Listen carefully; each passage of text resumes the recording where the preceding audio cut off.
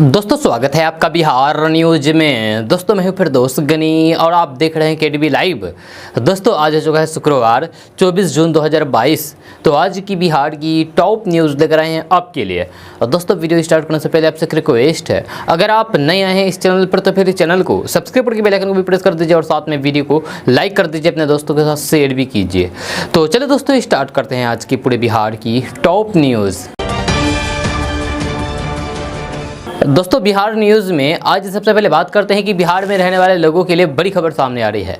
ताज़ा रिपोर्ट्स के मुताबिक बिहार के पूर्णिया, अररिया और मधेपुरा में बुधवार की शाम को भूकंप के झटके महसूस किए गए हैं, जहां रिएक्टर पैमाने पर भूकंप की तीव्रता 3.8 मापी गई है। जहां खबर के अनुसार भूकंप के इस झटके से किसी तरह के नुकसान की खबर तो नहीं मिली है, हालांकि लोगों के बीच चर्चा का विषय बना हुआ है।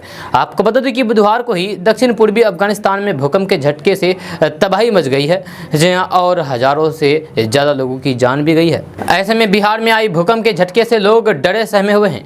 मौसम वैज्ञानिक राकेश कुमार ने जानकारी देते हुए बताया है कि बिहार के अररिया में भूकंप की तीव्रता 3.8 मापी गई है, जबकि बिहार के पूर्णिया में इसकी तीव्रता अररिया से भी कम थी। मीडिया रिपोर्ट्स के अनुसार अफगानिस्तान में जो भूकंप के झटके आए थे उसकी तीव्रता रिएक्टर पैमाने पर 6.1 थी, जिसके कारण 1000 से ज्यादा लोगों की जान गई। वहीं अफगानिस्तान में भूकंप से 1500 से भी ज्यादा लोग घायल हुए हैं। दोस्तों बात करते हैं कि बिहार के पटना, दरभंगा, मुजफ्फरपुर समेत 17 जिलों में बारिश के साथ ठनका गिरने को लेकर के अलर्ट जारी कर दिया गया है।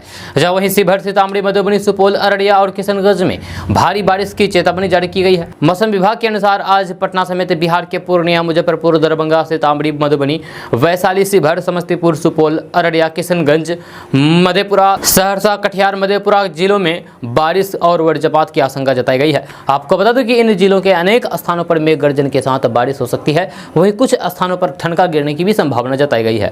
ऐसे में मौसम विभाग ने लोगों को सावधान रहने के निर्देश दिए हैं तथा पेड़ पौधे और बिजली के खंभों से दूर रहने को कहा है। मौसम वैज्ञानिकों की माने तो अगले 2 से 3 घंटे में राजधानी पटना के कुछ हिस्सों में झमाझम बारिश हो सकती है तथा तापमान में भी गिरावट आ सकती है। इससे लोगों को गर्मी से भी राहत मिलेगी और उमस से भी छुटकारा प्राप्त होगा। दोस्तों बात करते हैं कि बिहार में घर मकान बनाने वाले लोगों के लिए बड़ी खबर सामने आ रही है। ताजा रिपोर्ट्स के मुताबिक पटना समेत बिहार के सभी जिलों में गिट्टी और बालू के दाम आसमान छू रहे हैं। इसका सीधा सा असर घर मकान बनाने वाले लोगों पर पड़ रहा है। जब खबर के अनुसार डीजल और पेट्रोल पर टैक्स में कमी से छड़ और सीमेंट के दाम में लगातार गिरावट आ रही है, लेकिन बालू खनन बंद होने से बालू के दाम आसमान छू रहे हैं। वहीं पिछले कुछ दिनों से गिट्टी के दामों में भी जबरदस्त वृद्धि हो रही है। आपको बता दूं कि बालू खनन बंद होने के बाद बिहार के अलग अलग जिलों में बालू की कीमत औसतन प्रति 100 सिफ्टी 1600 रुपये बढ़ गई है। जब वहीं पिछले 1 महीने में गिट्टी की कीमत में प्रति 100 सिफ्टी 2000 रुपये तक की बढ़ोतरी हुई है। मिली जानकारी के अनुसार 100 सिफ्टी बालू जो 6000 से 6500 रुपये मिलती थी वह बढ़कर के अब 9500 पर पहुंच गई है।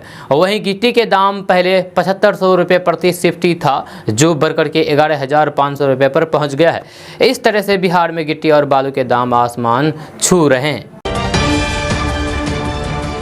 दोस्तों बात करते हैं कि सरसों, फॉर्चून समेत तमाम तरह के तेलों की कीमतों में लगातार गिरावट देखने को मिल रही है। यह खाने वाले तेल की कीमत में गिरावट देखने को मिल रही है। ताज़ा रिपोर्ट्स के मुताबिक इस महीने में खाद्य तेल यानी कि खाने वाले तेलों की दामों में करीब 10 से 15 रुपये प्रति किलो के हिसाब से कमी हुई है, जिससे आम आदमी को महंगाई से राहत मिली है। खबर के अनुसार अडानी विल्मर ने खाद्य तेल यानी कि खाने वाले तेल के दामों में 10 रुपये प्रति लीटर की कमी की है। वहीं पतंजलि के दामों में भी 7 से 10% तक की कमी की गई है, जबकि मदर डेयरी ने भी खाद्य तेल यानी कि खाने वाले तेल की कीमतों में 15 रुपये प्रति लीटर की कमी की है। खाद्य मंत्रालय के एक वरिष्ठ अधिकारी ने जानकारी देते हुए बताया है कि कई कंपनियों ने खाद्य तेल की MRP को चरणबद्ध तरीके से कम कर दिया है, जिससे ब्रांडेड कंपनियों की खाद्य तेल के दामों में 10 से 15 रुपये प्रति लीटर की कटौती की गई है। दोस्तों बात करते हैं कि बिहार में रहने वाले लोगों के लिए अच्छी खबर सामने आ रही है। ताज़ा रिपोर्ट्स के मुताबिक बिहार के अलग अलग जिलों में बुद्ध सर्किट के तहत 5 सड़कें बनाई जा रही है। इन सड़कों के निर्माण होने से कई जिलों के लोगों को सीधा फायदा होगा। खबर के अनुसार बुद्ध सर्किट के तहत बिहार के बोधगया, नालंदा, राजगीर, वैशाली और केसरिया को जोड़ा जाएगा। साथ ही साथ उत्तर प्रदेश के सारनाथ, सरस्वती, कुशीनगर, कौशाम्बी और कपिलवस्तु को भी सड़क मार्ग से जोड़ा जाएगा। आपको बता दें कि साल 2025 तक बुद्ध सर्किट के तहत सभी सड़कों का निर्माण कार्य पूरा कर लिया जाएगा। जहां इस सड़क के निर्माण होने के बाद बिहार में मौजूद भगवान बुद्ध से जुड़े प्रमुख स्थल तक आवागमन सुगम हो जाएगा और लोगों की परेशानियां भी दूर हो जाएगी। दोस्तों बात करते हैं कि बिहार के मधेपुरा और सिवान में आंगनबाड़ी के पदों पर भर्ती को होने वाली है। इसके लिए संबंधित जिला की आधिकारिक वेबसाइट पोर्टल पर नोटिफिकेशन भी जारी कर दिया गया है। जो लोग यहां नौकरी करना चाहते हैं वे प्रकाशित नोटिफिकेशन को अच्छी तरीके से पढ़ें और अपनी योग्यता के अनुसार आवेदन की प्रक्रिया को समय से पहले पूरा करें। इन पदों के विवरण के बारे में बात करें तो फिर भर्ती नोटिफिकेशन के अनुसार मधेपुरा जिले में सेविका, सहायिका और सिवान जिले में सेविका के पदों पर भर्ती को लेकर के आवेदन मांगे गए हैं। इन पदों के लिए योग्यता के बारे में बात करें तो इन पदों पर आवेदन करने के लिए उम्मीदवारों की योग्यता पदों के अनुसार 8वीं 10वीं पास होनी चाहिए। आप पूरी जानकारी नोटिफिकेशन में देख सकते हैं। दोस्तों बात करते हैं कि बिहार के सरकारी ITI कॉलेजों में पढ़ाई करने की चाहत रखने वाले युवाओं के लिए अच्छी खबर सामने आ रही है।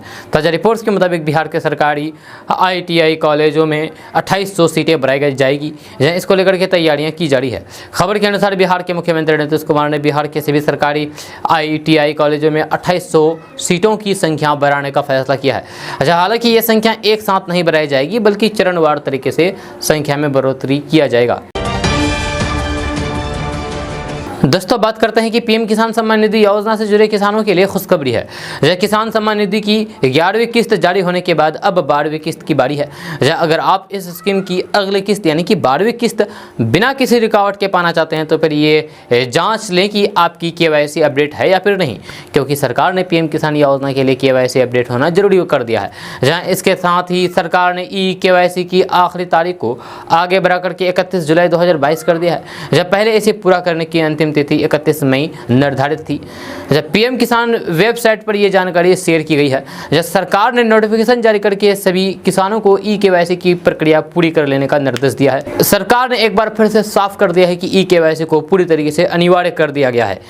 यानी कि आपको KYC हर हाल में करना ही होगा। अगर आप नहीं करेंगे तो आपको 12वीं किस्त नहीं मिल सकती है। अगर KYC कराने में लापरवाही बरतता है तो फिर वह 12वीं किस्त से वंचित रह सकता है। वहीं अब सरकार ने किसानों को खुशखबरी देते हुए KYC की डेडलाइन बढ़ा करके 31 जुलाई कर दी है। ऐसे में किसान इस तारीख से पहले इस प्रक्रिया को जरूर पूरा कर लें और इसका लाभ उठाएं। अब आप सोच रहे होंगे कि हम आखिर KYC कैसे कराएंगे, तो आपको बता दूं कि पीएम किसान के लिए KYC आप घर बैठे आसानी से कर सकते हैं। इसके लिए सबसे पहले पीएम किसान की ऑफिशियल वेबसाइट पर आपको जाना होगा। यहीं से आप सारी प्रक्रिया को पूरा करने के बाद KYC आराम से घर बैठे करा सकते हैं। दोस्तों बात करते हैं कि रसोई के खर्च से परेशान महिलाओं को सरकार ने खुशखबरी दी है। जहां अब LPG के बढ़ते दाम से उन्हें राहत मिलेगी। दरअसल अब बिहार में जल्द ही सूर्य नूतन चूल्हा उपलब्ध होगा, जिससे महिलाएं सौर ऊर्जा से खाना बना सकेगी।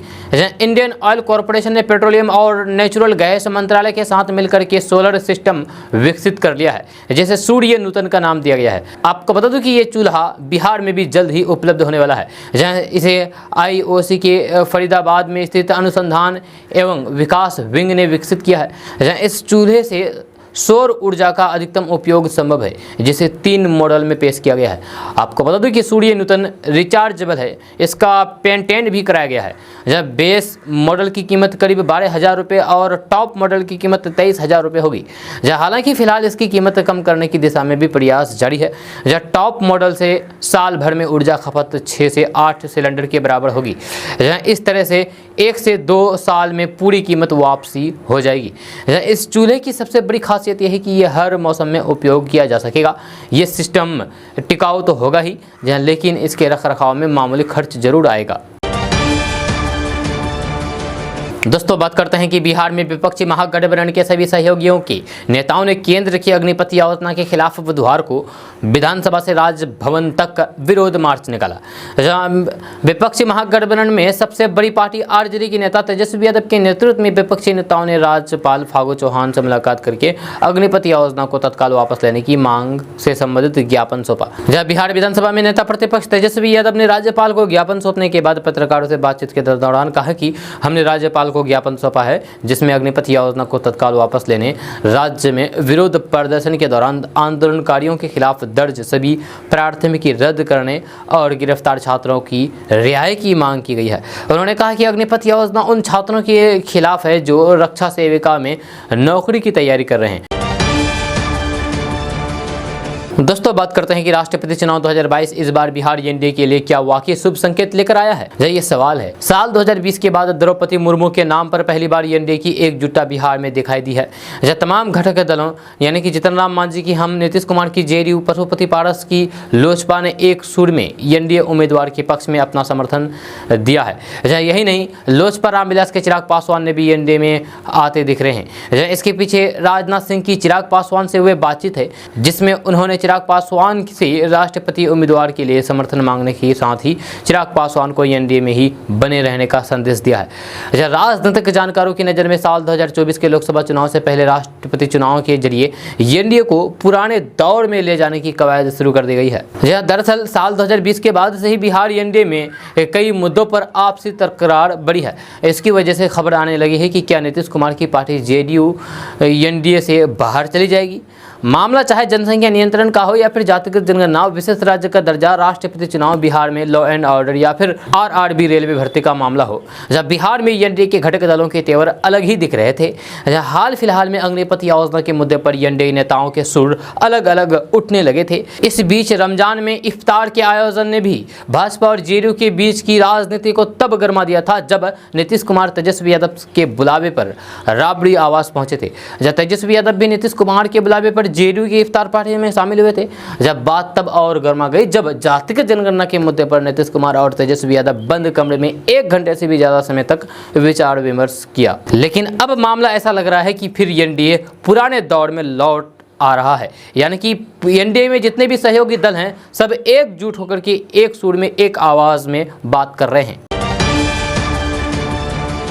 दोस्तों, बात करते हैं कि भारत नेपाल सीमा के पास बिहार के मधुबनी से गुजरने वाले नेशनल हाईवे यानी कि एनएच का वीडियो इन दिनों सोशल मीडिया पर तेजी के साथ जम करके वायरल हो रहा है। ड्रोन की मदद से वीडियो को बनाया गया है, जिसमें हर जगह गड्ढे ही गड्ढे नजर आ रहे हैं। कलुआही बासोपट्टी हरलाखी से गुजरने वाले इस जर्जर नेशनल हाईवे से स्थानीय लोग परेशान हैं। कलुआही बासोपट्टी हरलाखी में रोड किनारे करीब 500 दुकानें हैं। ये लोग 7 साल यानी कि 2015 से परेशान हैं। इस रोड को बनाने के लिए अब तक 3 बार टेंडर निकाला जा चुका है। हर बार ठेकेदार कुछ दूर तक काम करके फरार हो जाते हैं। भारत नेपाल सीमा के नज़दीक इस हाईवे से कई बड़े नेताओं और फिर अधिकारियों का भी आना जाना लगा रहता है, लेकिन किसी ने इस ओर ध्यान नहीं दिया। हार्डवेयर व्यवसायी हिम्मत लाल राउत ने कहा है कि जर्जर सड़क से व्यापार काफी प्रभावित हो रहा है। ट्रक से लेकर के अन्य मालवाहक गाड़ियों के ड्राइवर सामान लेकर के बाजार आने को तैयार नहीं है। एक स्थानीय होटल मालिक ने बताया है कि सड़क जर्जर होने के कारण दुकान पर ग्राहक कम आते हैं। बारिश के बाद सड़क पर 2 फीट से ज्यादा पानी जमा रहता है। दोस्तों, बात करते हैं कि एनडीए ने झारखंड की पूर्व राज्यपाल द्रौपदी मुर्मू के राष्ट्रपति पद के लिए उम्मीदवार बनाया है। जब बुधवार को बीजेपी के राष्ट्रीय प्रवक्ता और उद्योग मंत्री सैयद शाहनवाज हुसैन ने कहा कि जो देश की आज़ादी के इतने सालों में ना हुआ हो वह प्रधानमंत्री नरेंद्र मोदी ने कर दिखाया है।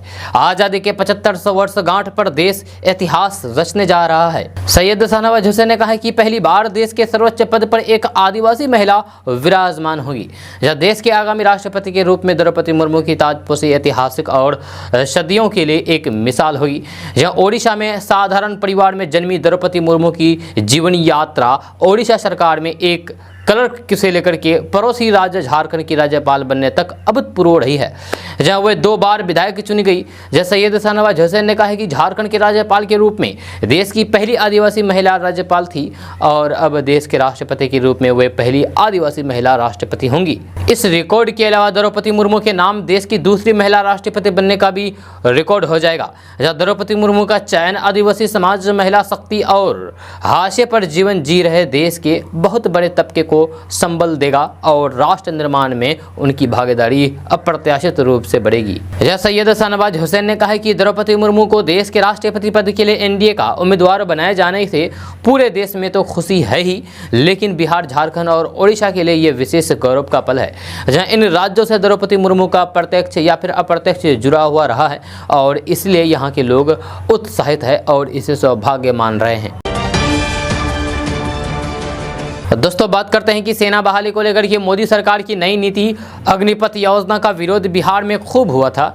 जहां हिंसक विरोध तो बिहार में अब थम चुका है, लेकिन बवाल और हंगामे के बाद अब दोषियों पर नकेल कसी जा रही है। इसी कड़ी में कुछ कोचिंग संस्थानों और उनके संचालकों पर पुलिस ने अपना नजर टेरी की थी और अब आगे का एक्शन लिया जा रहा है। जब बवाल और हंगामा मामले में आरोपित शिक्षक एम रहमान को पटना पुलिस नोटिस भेजेगी। इस मामले में जल्द ही उनसे पूछताछ हो सकती है। जहां शिक्षक गुरु रहमान से पूछे जाने वाले सवालों की लिस्ट लगभग तैयार हो चुकी है। इसके अलावा गुरु रहमान को उनका विवादित वीडियो भी दिखाया जाएगा। इस मामले में शिक्षक गुरु रहमान के अलावा अन्य कोचिंग संचालक भी शामिल है। जब पुलिस सभी को थाने बुलाएगी। आपको बता दूं कि गुरु रहमान के कोचिंग पर पिछले दिनों पुलिस ने छापेमारी की थी। हालांकि गुरु रहमान वहां मौजूद नहीं मिले थे। आयकर विभाग की टीम ने गुरु रहमान के ऊपर नकेल कसी हुई है। जब उनके कोचिंग संस्थान से कैश भी बरामद किया गया था। जब खुद इस मामले में सफाई देते हुए गुरु रहमान कह चुके हैं कि वे फरार नहीं है और पुलिस जब चाहेगी वे सामने आ जाएंगे। जानकारी के मुताबिक वे औरंगाबाद में थे। जब पुलिस जब उन्हें बुलाने जा रही है तो फिर देखना होगा कि गुरु रहमान कब पहुंचेंगे। दोस्तों बात करते हैं कि बिहार में मानसून की दस्तक के बाद से उत्तरी इलाके में अच्छी बारिश हो रही है। सीमांचल और कोसी इलाके में नदियां उफान पर है। यहां गुरुवार को भी नदियों में जलस्तर की बढ़ोतरी देखी जा रही है। किशनगंज और अररिया जिले की नदियों में जलस्तर बढ़ने से खेतों और घरों में पानी घुस चुका है। पूर्णिया जिले में महानंदा नदी में उफान की वजह से 2 गांव आधे डूब गए हैं। किशनगंज जिले में कई नदियां उफान पर है और इसका जलस्तर बढ़ने से आसपास की जमीन का कटाव हो रहा है। ऐसे में कई घरों को नुकसान पहुंचा है। जहां अररिया जिले की लोहंदरा नदी उफान पर है। इसका पानी खेतों में घुस चुका है। क्षेत्र के किसानों को नुकसान उठाना पड़ रहा है। कुर्साकांठा प्रखंड के रहत मीना सौर गांव तमकुआ प्लासमनी समेत कई गांव के निचले इलाकों में पानी घुस गया है। वहीं जोकी हाट से बहने वाली बकराव और परमान नदी के जलस्तर में 10 सेंटीमीटर की बढ़ोतरी हुई है। किशनगंज जिले की प्रमुख नदियों का जलस्तर बढ़ने से ठाकुरगंज, पोठिया, दिगल बैंक और टेरागाछ में जमीन का कटाव हो रहा है। नवादा जिले के रोह में कुंज गोसाई विघा के बीच सकड़ी नदी में बह गया है। इससे 6 पंचायतों का नवादा से सीधा संपर्क टूट गया है। इस गाँव में रहने वाले हजारों लोगों की नवनिर्मित पुल से उम्मीदें टूट गई है। दोस्तों बात करते हैं कि बिहार के किसानों के लिए अच्छी खबर सामने आ रही है। अब धान की इस प्रजाति के जरिए वे अच्छी खासी पैदावार करके मुनाफा कमा सकते हैं। राजेंद्र केंद्रीय कृषि विश्वविद्यालय के वैज्ञानिकों ने धान की नई प्रजाति राजेंद्र सरस्वती विकसित करके बिहार के किसानों को एक नया उपहार दिया है। अब बिहार राज्य बीज निगम इसका बीज किसानों को मुहैया कराएगा। इसके लिए तैयारी शुरू कर दी गई है। राजेंद्र केंद्रीय कृषि विश्वविद्यालय के डीएन डॉक्टर KN सिंह का कहना है कि राजेंद्र सरस्वती माध्यम दर्जे की खेतों के लिए है। इसकी खेती पूरे प्रदेश में की जा सकती है।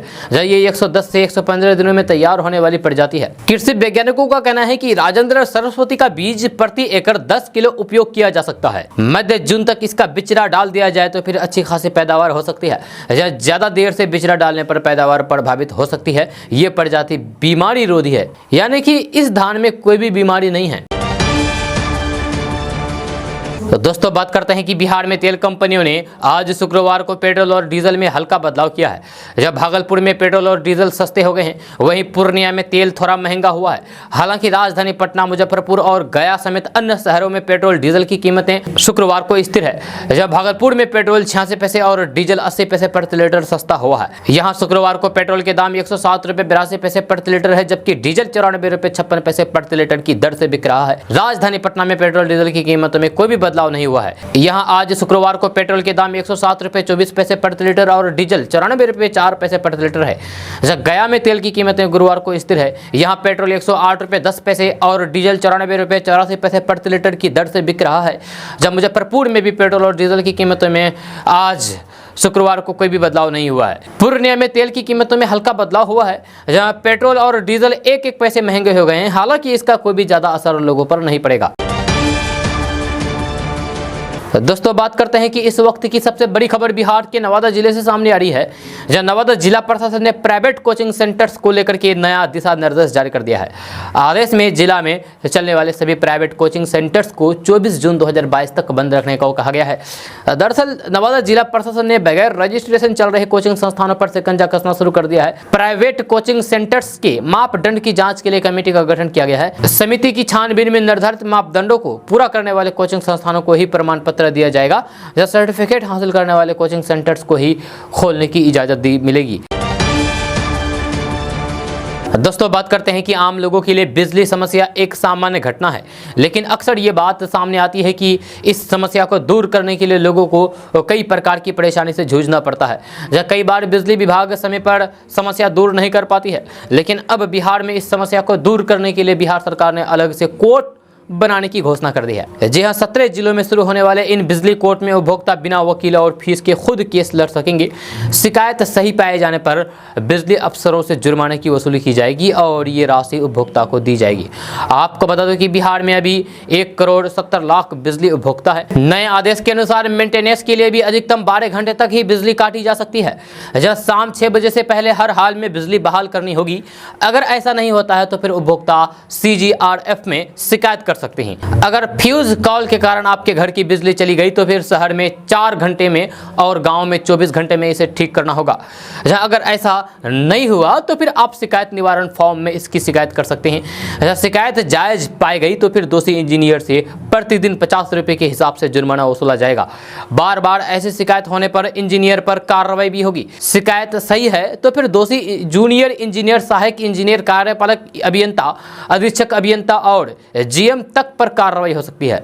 इनसे रोज 100 रुपए जुर्माना वसूला जा सकता है। साउथ बिहार पावर कंपनी के 11 और नॉर्थ बिहार पावर कंपनी के 9 सप्लाई सर्कल में CGRF का गठन किया गया है। इनमें पेशु पश्चिमी, पेशु पूर्वी, पटना ग्रामीण, आरा, गया, भागलपुर, औरंगाबाद, जमुई, मुंगेर, बिहार शरीफ, मुजफ्फरपुर, समस्तीपुर, मोतिहारी, दरभंगा, सहरसा, बेगूसराय, किशनगंज, पूर्णिया, छपरा शामिल है। शिकायत ऑफलाइन और ऑनलाइन दोनों के माध्यम से कर सकते हैं। हर शिकायत का उपभोक्ता को सीरियल नंबर भी मिलेगा। दोस्तों बात करते हैं कि बिहार की प्रमुख विपक्षी पार्टी राष्ट्रीय जनता दल यानी कि RJD ने अग्निपथ योजना को वापस लेने की मांग को लेकर के पटना विधानसभा से लेकर के राजभवन तक का विरोध मार्च निकाला। इस दौरान मार्च में RJD नेता तेजस्वी यादव, तेज प्रताप यादव, पूर्व मुख्यमंत्री राबड़ी देवी मौजूद रही। इसके अलावा राज्यसभा सांसद मनोज झा जैसे नेता भी मौजूद रहे।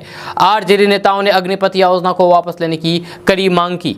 RJD प्रमुख तेजस्वी यादव ने पटना में कहा कि अग्निपथ के माध्यम से युवाओं के भविष्य के साथ खिलवाड़ हो रहा है। जिन लोगों की केवल भर्ती रह गई थी, अब उनको फिर से सारी प्रक्रिया करनी होगी। सबसे बड़ा सवाल यह है कि 4 साल बाद नौजवान क्या करेंगे, ये सवाल है। हम नौजवानों के भविष्य के साथ खिलवाड़ नहीं होने देंगे। दोस्तों बात करते हैं कि बिहार के पूर्णिया में हेलमेट जांच अभियान चलाया गया। जब परिवहन पदाधिकारी उमाशंकर के नेतृत्व में पूर्णिया शहर के अलग अलग चौक चौराहों पर कोचिंग के दौरान 5 लाख रुपए बतौर जुर्माना वसूला गया है। वहीं विभाग के इस कार्रवाई से बाइक सवारों में हरकंप मच गया है। बिना हेलमेट और ट्रिपल लोडिंग वाले बाइक सवार भागते हुए दिखे। हालांकि पुलिस की मुस्तैदी से सभी से जुर्माना वसूला गया।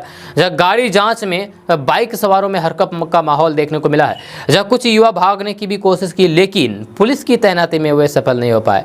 हेलमेट ड्राइव के साथ साथ परिवहन पदाधिकारी ने ट्रिपल लोडिंग और गाड़ी के कागजात भी चेक किए हैं। जिन लोगों के पास कागजात नहीं थे और जो लोग ट्रिपल लोडिंग पर थे, उनसे भी जुर्माने की राशि वसूली गई है। करीब 5 लाख रुपए की राशि वसूली की है। दोस्तों बात करते हैं कि बाढ़ के दस्तक के साथ ही विस्थापित कटिहार जिला के लिए एक बड़ी समस्या है। जहां फिलहाल महानंदा नदी के इलाके में पानी भरने लगा है, जबकि गंगा नदी में अब तक सामान्य स्थिति है। मगर बाढ़ के दौरान सबसे बड़ा परेशानी लोगों को आश्रय स्थल के रूप में होता है। जब बिहार सरकार इसे लेकर के जिला स्तर पर सबसे जरूरी पॉलीथीन व्यवस्था को दुरुस्त करने का दावा कर रहे हैं। इसी कड़ी में कटिहार अनुमंडल परिसर में आपदा विभाग द्वारा ट्रैक्टरों में लाद करके बाढ़ ग्रस्त इलाकों से जुड़े प्रखंडों और पंचायतों में विस्थापित होने वाली स्थिति में आश्रय स्थल के रूप में सहारा के लिए पॉलीथीन भेजा जा रहा है। कटिहार आपदा के प्रभारी ADM विजय कुमार ने कहा है कि अब तक कटिहार में 1,08,000 पीस पॉलीथीन आ चुका है, जिसमें से 70,000 पीस पॉलीथीन बाढ़ ग्रस्त इलाकों से ताल्लुक रखने वाले प्रखंडों और फिर पंचायत में भेजा जा चुका है। आगे भी लगातार ये कार्रवाई जारी है। आपको बता दूं कि 3 नदियों से घिरे कटिहार जिले में हर साल बाढ़ के कारण हजारों परिवारों को विस्थापन की समस्या का सामना करना पड़ता है। जहां हर बार सरकार की तरफ से इनके लिए उचित व्यवस्था के दावे तो किए जाते हैं, लेकिन जैसे ही बाढ़ का पानी इनके घरों तक पहुंचता है तो प्रशासन के दावे की सारी पोल खुल जाती है। जहां उम्मीद की जा रही है कि इस साल बाढ़ के कारण विस्थापितों को किसी बड़ी समस्या का सामना नहीं करना पड़ेगा। दोस्तों बात करते हैं कि अग्निपथ योजना के विरोध की आग रेलवे से हवाई सफर तक पहुंच गई है, जिसके चलते ट्रेनों को कैंसिल करना पड़ा है। इसलिए हवाई सफर करने वालों की संख्या में इजाफा हुआ है, जिसके चलते फ्लाइट के टिकट के दाम में 3 गुना तक बढ़ गए हैं।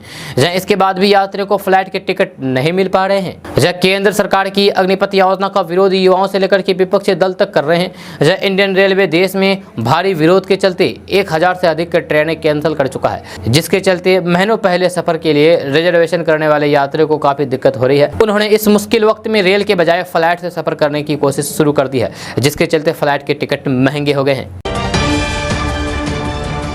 दोस्तों बात करते हैं कि बिहार के 36 जिलों में किशोर न्यायालय बोर्ड के सदस्यों की नियुक्ति होगी, जहां इसके लिए चयन प्रक्रिया शुरू कर दी गई है। समाज कल्याण विभाग की ओर से किशोर न्याय बालकों की देखरेख एवं कानून एवं उल्लंघन करने वाले बच्चों के संबंध में निर्णय लेने के लिए प्रत्येक जिले में किशोर न्याय बोर्ड गठित होता है। इसमें प्रधान मजिस्ट्रेट और संबंधित जिले से 2 सामाजिक कार्यकर्ता सदस्य रहते हैं, जिसमें कम से कम 1 महिला को रखा जाता है। जब विभाग ने वर्तमान में 36 जिलों में किशोर न्याय बोर्ड के सदस्य की खाली पड़े पदों पर सामाजिक कार्यकर्ताओं के चयन के लिए आवेदन मांगा है। जिन जिलों में खाली पड़े पदों के लिए आवेदन की मांग की गई है उनमें है दरभंगा, सारण, मोतिहारी, शिवहर, जहानाबाद, मुंगेर, पटना, पूर्णिया, भोजपुर, नवादा, मधुबनी, लखीसराय, खगड़िया, कटिहार, वैशाली, बेगूसराय, बक्सर, कैमूर, सहरसा, औरंगाबाद, रोहतास, बांका, सीतामढ़ी, अरवल, शेखपुरा, भागलपुर, जमुई में 2-2 पद है, जिसमें 1 महिला होगी। वहीं पर गया, मुजफ्फरपुर, अररिया, सुपौल एवं मधेपुरा में 1-1 पद है, जो सिर्फ महिला के लिए है। दोस्तों बात करते हैं कि लगातार 4 सालों से काम लेते रहने के बावजूद भी शिक्षकों को वेतन नहीं देने के मामले में पटना हाईकोर्ट ने बड़ा कड़ा रुख अपनाया है। जस्टिस संजीव प्रकाश शर्मा ने उमेश कुमार, सुमन और अन्य की याचिकाओं पर सुनवाई करते हुए सरकार के वित्त सचिव को आदेश दिया है कि शिक्षा विभाग के प्रधान सचिव समेत जिला के वरिष्ठ शिक्षा पदाधिकारियों के वेतन भुगतान पर अगले आदेश तक रोक लगाए। यह मामला वैशाली जिले के 30 ब्लॉक शिक्षकों की नियुक्ति का है, जो 2008 के शिक्षकों की नियोजन की रिक्तियों के आलोक में जिला शिक्षक प्राधिकार के आदेश पर 2018 में हुई थी। उन तमाम शिक्षकों से लगातार काम भी लिया जाता है, लेकिन जब भी वेतन भुगतान की बारी आती है तो फिर शिक्षा विभाग उनकी अहर्ता पर सवाल उठाते हुए वेतन पर रोक लगाते देते हैं। दोस्तों बात करते हैं कि बिहार के भागलपुर जिला के अंतर्गत पीरपैंती विधानसभा की भाजपा विधायक ललन कुमार के आवास पर झारखंड सरकार का बुलडोजर चला है। जहां बुधवार को बीजेपी विधायक ललन कुमार के बराहाट में स्थित मकान से सटे शेल्टर को झारखंड पुलिस ने मेहरमा सीओ के नेतृत्व में जमींदोज कर दिया। ये कार्रवाई रांची उच्च न्यायालय यानी कि रांची हाईकोर्ट के आदेश के बाद की गई है। मिली जानकारी के मुताबिक पीरपैंती विधायक ललन कुमार का एक मकान बांका के बाराहाट में है। ये झारखंड के बॉर्डर एरिया में पड़ता है। इसी मकान से सटे एक शेल्टर का विवाद चल रहा था। रांची हाई कोर्ट से जारी आदेश के आलोक में बुधवार को कार्रवाई की गई है और विवादित हिस्से को बुलडोजर से जमींदोज कर दिया गया है। दोस्तों बात करते हैं कि बीते विधानसभा चुनाव 2022 में एक नाम बहुत चर्चा में आया था। यूपी में काबा गाना बेहद चर्चा में रहा था, जहां उसको गाने वाली नेहा सिंह राठौर को भी काफ़ी फेम मिला था। नेहा सिंह राठौर शादी के बंधन में अब बंध गई है। आपको बता दूं कि नेहा सिंह राठौर पहले बिहार और फिर यूपी विधानसभा में तब चर्चा में आई थी जब उन्होंने बिहार में काबा और फिर यूपी में काबा गाना गा करके धूम मचा दी थी। नेहा सिंह राठौर ने अपने गानों के जरिए पहले नीतीश कुमार और फिर योगी आदित्यनाथ सरकार पर हमला बोला था। बहरहाल नेहा सिंह राठौर अब यूपी की ही बहू बन गई है। नेहा सिंह राठौर अपनी शादी में खूबसूरत साड़ी पहने हुए नजर आई। इस दौरान उनके परिवार के लोग और कुछ करीबी दोस्त शादी में शामिल हुए। बताया जा रहा है कि नेहा सिंह राठौर अपनी शादी तामझाम से दूर रखना चाहती थी, इसलिए शादी लखनऊ में रखी गई। शादी के दौरान नेहा साड़ी पहने हुए नजर आई। उनके घर परिवार के साथ दोस्त और करीबी लोग इस शादी में शामिल होने के लिए आए हुए थे। बताया जा रहा है कि लखनऊ में शादी करने का मुख्य उद्देश्य भीड़ भाड़ और बाकी चीज़ों से दूर रखना है। दोस्तों बात करते हैं कि बीजेपी ने गठबंधन के 20 सवालों के जवाब दे दिए हैं। जब बिहार बीजेपी के प्रदेश अध्यक्ष डॉक्टर संजय जायसवाल ने अग्निपथ स्कीम से जुड़े तेजस्वी यादव के सभी सवालों का जवाब दिया है। सोशल मीडिया पर तेजस्वी यादव के सवालों का जवाब देते हुए डॉक्टर संजय जायसवाल ने कहा कि जवाब इतना लंबा है कि तेजस्वी यादव उसे पढ़ नहीं पाएंगे और नहीं उन्हें समझ पाएंगे। आपको बता दें कि तेजस्वी यादव अग्निपथ स्कीम को लेकर के बीजेपी से 20 सवाल पूछे थे। संजय जायसवाल ने कहा है कि देश में वैश्विक स्तर पर बड़े आर्थिक और सामरिक आमूलिक बदलाव आ रहे हैं और भारत इन बदलावों को नज़रअंदाज करके आगे नहीं बढ़ सकता है। इसलिए हमारे सेना अध्यक्षों को ये निर्णय लेना पड़ा। उन्होंने कहा कि देश में अलग अलग क्षेत्रों में सुधार की ज़रूरत थी। सरकार ने आर्थिक, नागरिक, उद्योग, शिक्षा समेत अन्य क्षेत्रों में आवश्यक सुधार किए। अब सेना की मांग पर सरकार अग्निपथ स्कीम को लेकर आई। दोस्तों अभी हम बात करेंगे जेनरिक और ब्रांडेड दवा के बारे में। जहां आप लोगों ने बहुत सुने होंगे ब्रांडेड दवाई और जेनरिक दवाई, तो क्या आपको मालूम है कि आखिर जेनरिक और ब्रांडेड दवाई में फ़र्क क्या है, अंतर क्या है? तो बात करते हैं कि जेनरिक दवा यानी कि साल्ट के आधार पर मिलने वाली दवा भी वही काम करती है जो ब्रांडेड दवा करती है। फ़र्क सिर्फ इतना है कि ब्रांडेड दवा का प्रचार होता है और जेनरिक दवा का प्रचार नहीं होता है। इसीलिए दवा खरीदते समय आपको साल्ट का नाम मालूम होना चाहिए। उदाहरण के तौर पर हम बात करें तो ब्रांडेड में पेट के कीड़े मारने की 10 टेबलेट 80 रुपये में मिलती है और जेनरिक में ये दवा मात्र 6 रुपये में मिलेगी। यही हाल मलेरिया किट की बात करें तो ब्रांडेड में ये दवा तकरीबन 100 रुपये की है। इसी साल्ट में जेनरिक मलेरिया की किट 29 रुपये की है। इससे आप खुद ही अंदाज़ा लगा सकते हैं कि जेनरिक दवा कितनी सस्ती है और ब्रांडेड दवाई कितनी महंगी है। इसी मंशा के तहत सरकार ने जेनरिक दवा के लिए जन औषधीय केंद्र खुलवाए हैं जिससे गरीब व्यक्ति को दवा खरीदने में आसानी हो सके। ब्रांडेड और जेनरिक में फ़र्क के बारे में बात करें तो चीफ फार्मासिस्ट शिशुपाल सिंह ने बताया है कि सभी दवाएं केमिकल साल्ट होती है। इन्हें रिसर्च के बाद अलग अलग बीमारियों के लिए बनाते हैं। जेनरिक दवा जिस साल्ट से बनाई जाती है उसी साल्ट से उसे जाना जाता है। उदाहरण के तौर पर बुखार और दर्द में काम आने वाला पैरासीटामोल साल्ट कंपनी इसी नाम से बेचती है तो उसे जेनरिक दवा ही कहेंगे। इसके अलावा जब कंपनी उस दवा का नाम बदल करके रख देते हैं तो उसे ब्रांडेड के नाम से बेचा जाता है। जब बुखार और दर्द की दवा जेनरिक अगर आप खरीदेंगे तो वह 10 पैसे प्रति टैबलेट से 1.5 रुपये तक स्टोर में मिल जाएगी। यही साल्ट होने पर सिर्फ नाम बदला गया तो दवा ब्रांडेड हो जाएगी। जब ब्रांडेड दवा 1.5 रुपये से लेकर के 38 रुपये तक मिल जाती है। तो अगर आप जब भी दवाई खरीदने के लिए जाएंगे तो फिर आप दवा खरीदते समय कुछ बातों का ध्यान रखें। जैसे कि मेडिकल स्टोर से दवा खरीदते समय उसके साल्ट पर ध्यान देना जरूरी है। कंपनी के नाम पर नहीं, ब्रांडेड दवा की बिक्री बढ़ाने के लिए उनकी मार्केटिंग होती है। कंपनी अपने प्रोडक्ट बना करके उनका प्रचार करती है। जेनरिक दवा का कोई भी प्रचार नहीं होता है। दवा कंपनियों ने जेनरिक दवा के बेहतर विकल्प के तौर पर ब्रांडेड दवा का खूब प्रचार करते हैं, इसीलिए उनका दाम इतना बढ़ जाता है। यानी कि जेनरिक दवा सस्ती होने की सबसे बड़ी वजह यह है कि उनका कोई भी प्रचार नहीं होता है या मार्केटिंग के प्रचार पर पैसा खर्च नहीं होता है। इसी वजह से जेनरिक दवा इतनी सस्ती होती है और ब्रांडेड दवाई सिर्फ प्रचार में ही इतना पैसा खर्च हो जाता है कि आम आदमी के बल से बाहर हो जाता है। तो इसीलिए आज के बाद से आप जब भी दवाई खरीदने के लिए जाएं तो फिर आप जेनरिक दवाई लें, क्योंकि आप अगर जेनरिक दवाई लेंगे तो आपको बहुत ही सस्ता मिलेगा। दोस्तों बात करते हैं कि अगर आप बिहार में घर मकान बनाने की तैयारी में हैं तो फिर शायद ये आपको झटका दे सकती है। जी हाँ, दरअसल बढ़ती महंगाई पर अंकुश लगाने और फिर लोगों को राहत देने के लिए केंद्र सरकार ने डीजल और पेट्रोल पर टैक्स में कमी की है। इससे छड़ और सीमेंट के दाम में कमी आई, लेकिन बालू और गिट्टी के दाम अब भी लोगों की मुसीबत बढ़ा रहा है। ऐसे आशियाना बनाने की योजना बना रहे लोगों को निर्माण सामग्री की बेहताशा महंगाई से झटका लगा है। बालू गिट्टी की कीमतों में लगातार बढ़ोतरी से लोग मकान बनाने की योजना टाल रहे हैं। पिछले एक महीने में बालू की कीमत प्रति 100 सेफ्टी 1600 रुपये बढ़ गई है। इसी तरीके से गिट्टी की कीमतें प्रति 100 सेफ्टी 2000 रुपये तक की बढ़ोतरी हुई है। जब लोगों के साथ व्यापारी भी बड़ी कीमतों को लेकर के परेशान हैं। कुछ लोग तो किसी तरीके से अपने घर मकान बनाने में जुटे हुए हैं, तो कई लोगों ने ये या तो काम बंद कर दिया है या फिर कीमत घटने की आस में काम धीमा कर दिया है। जब मकान बनाने वाले लोगों की माने तो बीते 6 महीने में घर मकान बनाने की लागत 40 से 50% तक बढ़ गई है। हालांकि पेट्रोल और डीजल के दाम की बढ़ती रफ्तार पर ब्रेक लग जाने के बाद सीमेंट और छड़ के दाम में थोड़ी सी नरमी जरूर आई है। दोस्तों बात करते हैं कि मोदी सरकार 1 जुलाई से आपके ऑफिस के काम के घंटे बदल सकती है। नए महीने की शुरुआत से आपके ऑफिस के काम के घंटे बढ़ सकते हैं। कर्मचारी के ऑफिस में 8 से 9 घंटे की जगह 12 घंटे काम करना पड़ सकता है। यह मोदी सरकार की योजना 1 जुलाई तक लेबर कोड के नियमों को लागू करने की है। हालांकि अभी तक इस पर कोई भी आधिकारिक सूचना नहीं आई है। 1 जुलाई से कंपनियों के पास अधिकार होगा कि वे काम के घंटों को बढ़ा करके 12 घंटे कर सकती है, लेकिन फिर एक दिन छुट्टी अधिक मिलेगी, यानी कि 3 दिन कर्मचारी को छुट्टी मिल सकेगी। नया नियम लागू होने के बाद कंपनियां कर्मचारियों को 3 दिन की छुट्टी दे सकेगी, जब कर्मचारियों को 4 दिनों के लिए प्रति 10 दिन 10 से 12 घंटे काम करना होगा। नए कानूनों का मतलब ये होगा कि ओवर टाइम के अधिकतम घंटे यानी कि 50 से बढ़ाकर के 125 घंटे हो जाएंगे।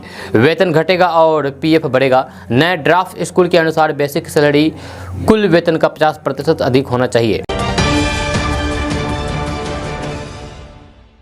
दोस्तों आज का न्यूज़ बस ये तो कैसा लगा जरूर अपना सुझाव दीजिएगा नीचे कमेंट बॉक्स में कमेंट करके। अगर आप नए आए हैं इस चैनल पर तो फिर चैनल को सब्सक्राइब करके बेल आइकन को भी प्रेस कर दीजिए और साथ में वीडियो को लाइक कर दीजिए, अपने दोस्तों के साथ शेयर भी कीजिए। तो चलो दोस्तों फिर मिलते हैं कल की वीडियो में, तब तक के लिए जय हिंद जय बिहार।